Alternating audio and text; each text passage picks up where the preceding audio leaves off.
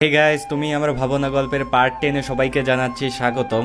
তো চলেন আর বেশি কথা না বাড়ি আজকের ভিডিওটি শুরু করা যাক। ইসি মনে মনে ঠিক করে নিল, আমি কেন সব সময় নীলকে ডাকতে যাব? ও কি নিজে আসতে পারবে না নাকি? যাবই না আমি আজ। তাই নীলের রুমের পাশ দিয়ে গেলেও নীলের রুমে ঢুকলো না। আশেপাশে ঘুরে ঘুরে দেখতে লাগলো, কিন্তু আবার ফেরত যাওয়ার সময় নীলের রুমের সামনে দিয়ে যেতেই ইসিকে অমনিকেও হিচকা টান মেরে রুমে ঢুকিয়ে নিল। ইসি তো চিৎকার করতেও পারছে না, কারণ সেই ব্যক্তি ইসির মুখ চেপে ধরে রেখে দিয়েছে। সেই ব্যক্তি আর কেউ নয়, স্বয়ং নীল। নীল ইসিকে টেনে ঘরে এনেছে। এখন নীল আর ইসির মধ্যে আর কোনো দূরত্ব নেই। দুজনের নিঃশ্বাস দুজনে অনুভব করতে পারছে। দুজনের যে হার্টবিট ফাস্ট হয়ে গেছে সেটা দুজনই অনুভব করতে পারছে। ইসির সামনে কেটে রাখা চুলগুলো মুখের সামনে এসে পড়ায় নীল ইসির মুখ্য হতে হাত সরিয়ে ওর কপালের চুলগুলো সরিয়ে দিয়ে কানের পিছনে গুজে দিল। এতে ইসি শিহরিত হয়ে উঠল। দুজনের দৃষ্টি যেন আজ অন্য কোনো কথা বলতে চাইছে।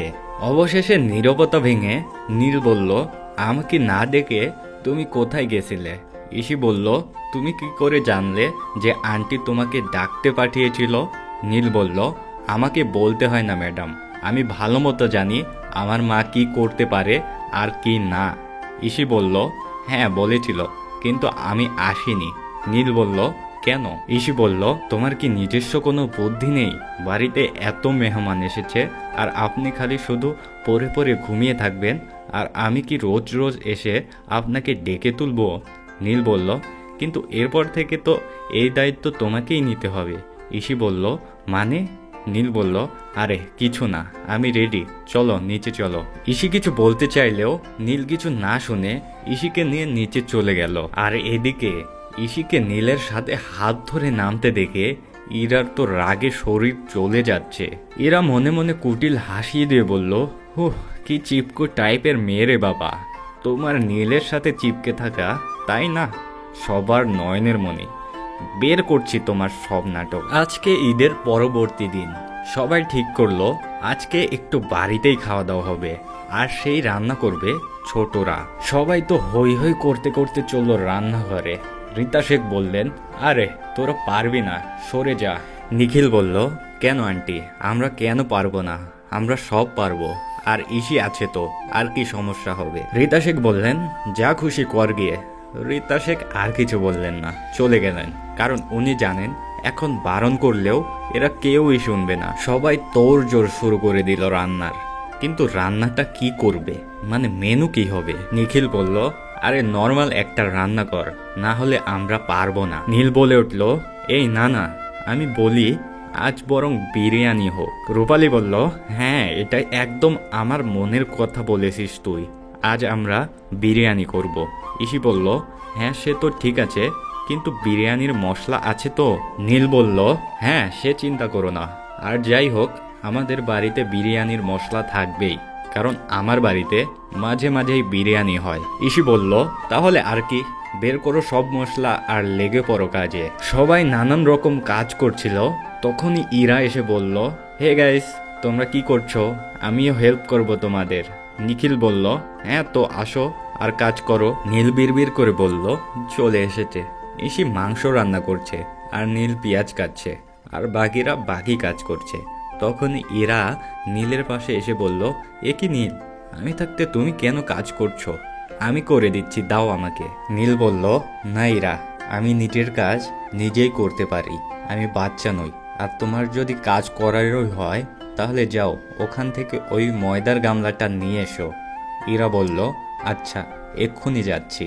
ইরা তো লাফাতে লাফাতে গেল ময়দার গামলাটা আনতে, কিন্তু ইরা হাইটে একটু শর্ট, তার উপর হাই হিল পরে থাকে সব সময়, আর ময়দার গামলাটা একটু ওপরেই, তাই নামাতে গিয়ে পুরো ময়দার গামলায় ইরার মাথার উপর পড়ল, আর ইরার সারা গায়ে ময়দার মাখামাখি।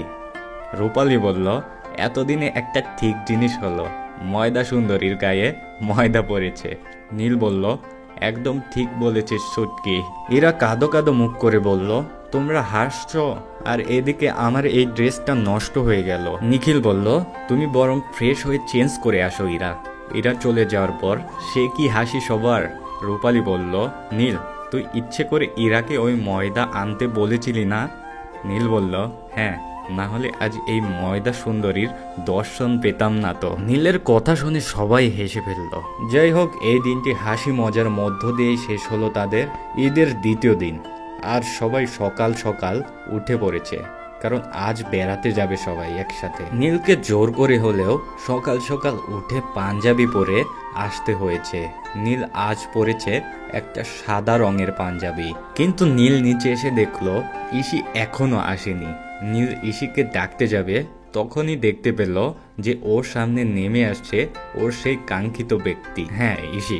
সেও আজ সাদা আর লাল রঙের একটা শাড়ি পরেছে, আর চুলগুলো হালকা করে ক্লিপ দিয়ে বাঁধা। তবুও অবাধ্য চুলগুলো মুখে এসে পড়েছে।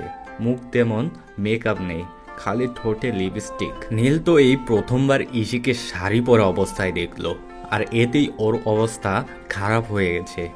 ইসি এসে নীলের সামনে তুড়ি বাজাতেই নীলের ধ্যান ভাঙল। ইসি বলল, কি দেখছো? নীল বলল, তোমাকে শাড়ি পরে খুব সুন্দর লাগছে। যাক, ইসি আবার ধীরে ধীরে স্বাভাবিক হতে শুরু করেছে। এবার কি হবে ভালোবাসার পথ শুরু? সবার মাঝে কথা বলার সময় নীল আর অন্য কোথাও দেখবে কি? ও তো ইসির দিকে তাকিয়ে আছে। ইসি নীলকে কনুই দিয়ে কুতা মেরে বলল, কি তাকিয়ে আছো তখন থেকে হ্যাবলার মতো? নীল বলল, কি করব বলো? তুমি যদি এরকম মারা কাটা সাজে আমার সামনে আসো, এতে আমার মতো বেচার আর কি দোষ? নীলের কথা শুনে তো ইসি গোল গোল চোখ করে তাকিয়ে রইল। ইসি বলল, তোমার মাথা কি খারাপ হয়ে গেছে? নীল বলল, হ্যাঁ হয়েছে তোমাকে দেখে। ইসি বলল, চুপচাপ এখানে বসে গল্পে মন দাও, না হলে আমি কিন্তু গেলাম এখান থেকে। নীল বলল, এই না, দাঁড়াও দাঁড়াও। কিছু সময় পর ইসি সেখান থেকে উঠে গিয়ে বারান্দার এক চেয়ারে বসলো। অনেকক্ষণ ধরে নীল খেয়াল করছিল ইসি একটু উসখুস করছে। নীল বলল, কি ব্যাপার, কি হয়েছে তোমার? ইসি উত্তরে বলল, আমি একটু রুমে যাচ্ছি। নীল বলল, কেন, কি হয়েছে? ইসি বলল, আসছি আমি। এ কথা বলে ইসি রুমে চলে গেল। নীল তো বুঝল না কি হয়েছে। অনেকক্ষণ হয়ে গেছে, কিন্তু ইসি আসছে না।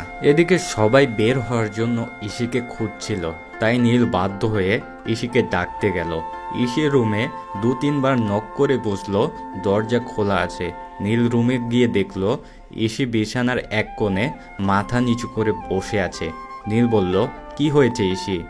সবাই তো তোমাকে খুঁজছে। নীলের আওয়াজ পেয়ে ইসি মুখ তুলে তাকিয়ে আস্তে আস্তে বলল, তুমি যাও ওদের সাথে, আমি যাব না। নীল বলল, সে কি, কেন? তুমি তো এত সেজে গুজে বের হয়েছিলে, আবার বলছো এখন যাবে না? ইসি বলল, না, বললাম তো যাও তুমি, আমি যাব না। নীল বলল, কিন্তু কেন? ইসি বলল, আরে কিছু না, যাও, সব কথা বলা যায় না।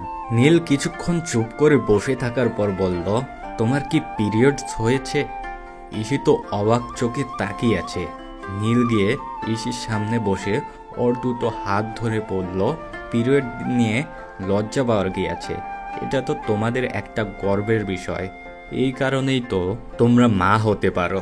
যখন একজন মেয়ে মা হয় সেটা তার কাছে গর্বের বিষয়, কিন্তু সেই মা হওয়ার যে যাত্রা, সেটা কেন এভাবে ছোট করে দেখা হয়?